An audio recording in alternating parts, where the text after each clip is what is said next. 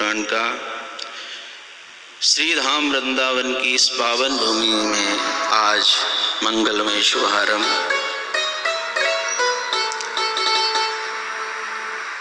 इस 84 कोस की भूमि के ऊपर विराजे सभी साधु संत ब्राह्मण देवता गौ माता के चरणों में प्रणाम। मंच पर विराजमान ब्राह्मण देवता, संगीतक बंधु और परिसर में विराजित आप सभी के हृदय में उपस्थित उस परम पवित्र आत्मा को प्रणाम और आज का जय श्री कृष्ण। बहुत आनंद का विषय है। करीब सोनी जी ने बताया कि 2 वर्ष हो गए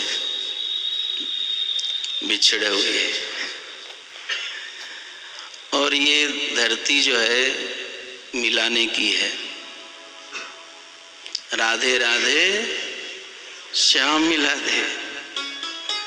तो जो 2 वर्ष से बिछड़े हुए थे उनको श्री किशोरी जी ने आज यहाँ मिलाया वृंदावन धाम में।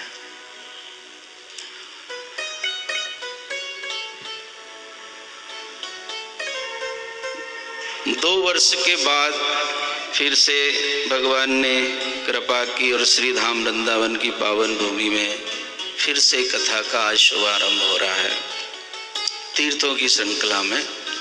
बाकी तो यत्र तत्र सब होते ही चलता है।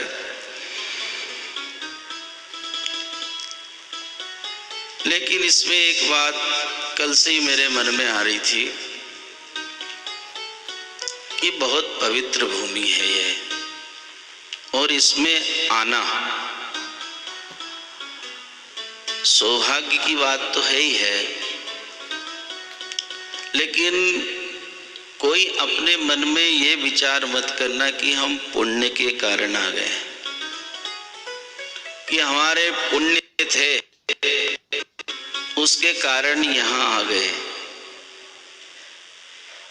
पुण्य भी है, ऐसा नहीं है कि पुण्य नहीं है आप लोगों का हमारा। लेकिन इस धरती के ऊपर आने के लिए पुण्य से ज्यादा श्री किशोरी जी की कृपा चाहिए, श्री बांके बिहारी की कृपा चाहिए। उसके बिना यहाँ इस 84 कोस भूमि में कोई पैर नहीं रख सकता। यह नियम है, जब तक उनकी कृपा नहीं हो तब तक यहाँ कोई कदम नहीं रख सकता। तो मन में अगर ऐसी भावना आ जाए कि पुण्य के कारण आए हैं, पुण्य के कारण नहीं, कृपा के कारण आए, उनकी कृपा। क्योंकि इसका प्रत्यक्ष उदाहरण अभी सोनी जी ने बताया कि अगर पुण्य ही होता तो अप्रैल में नहीं आ जाते, पुण्य से ही आते तो इतनी टिकट हुई, सब बेग जम गए, नास्तु बन गए हो, बेग में धरा गए हो, फिर भी आना नहीं हुआ। क्यों नहीं हुआ? अगर हम कहते कि साहब पुण्य से आए हैं तो ये बताओ कि 9 महीने में अपने ऐसा कितना पुण्य कर लिया होगा। कोई एक आधी राशि यज्ञ तो नहीं कर लिया कि हमारे पुण्य बढ़ गए और अब आ गए हम। पुण्य से नहीं, सिर्फ और सिर्फ किशोरी जी की कृपा से, श्री बांके बिहारी जी की कृपा से आए। एक बात उनकी कृपा से। पुण्य की बात इसलिए भी कह रहा हूं मैं कि पुण्य को अगर अब आगे रखेंगे कि साहब पुण्य के कारण आए हैं, तो उससे क्या होगा? अहंकार होगा। पुण्य का भी अहंकार होता है। अगर हम ये कह दें कि हम तो पुण्य के कारण आए हैं, हमारे पुण्य इतने हैं, उसके कारण आ गए, तो पुण्य का अहंकार होता है। और इसका प्रत्यक्ष उदाहरण आपको 6वें दिन की कथा में सुनाएंगे कि जब गोपियां भगवान श्री कृष्ण से मिलने के लिए गई, आधी रात को सारे परिवार से लड़के झगड़ के और भगवान श्री की रास में उनने प्रवेश किया। भगवान मिल भी गए, हर गोपी के साथ भगवान थे, लेकिन गोपियों को वहां पर ये अहंकार ही तो हुआ था कि भगवान मेरे साथ है, क्यों? मैं बहुत सुंदर हूं। कोई गोपी को अभिमान आया कि मेरे साथ है भगवान, क्यों? मेरे पुण्य इतने हैं, मैं 4 बजे रात से उठ जाती हूँ। ऐसे कई प्रकार के अनुभव उनके मन में आए, इसलिए भगवान वहां से अंतर्ध्यान हो गए थे, गोपियों को छोड़ दिया था। फिर गोपियों ने गोपी गीत गाया, फिर भगवान प्रकट हुए कृपा करके।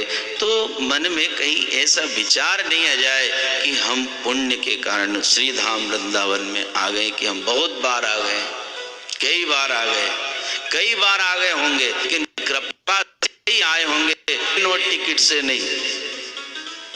ट्रेन टिकट तो कहीं की धरी अभी भी रह गई, अभी भी सब कहाँ आ पाए, क्यों? कृपा लगती है।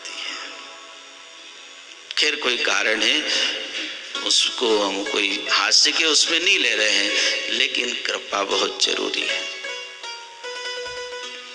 एक तो कृपा से हो रही है कथा, और दूसरी बात भी बताई दूं, उसमें कोई छुपाने की बात नहीं है। दूसरी बात कथा का होना, क्योंकि ये अभी भी डगमग कर रही थी, सबको मालूम है। अभी शोभा यात्रा में कोई मिले थे, कोई कह रहे थे कि हमने तो अभी 2 दिन पहले ही कपड़े जमाए हैं, क्या मालूम क्या हो।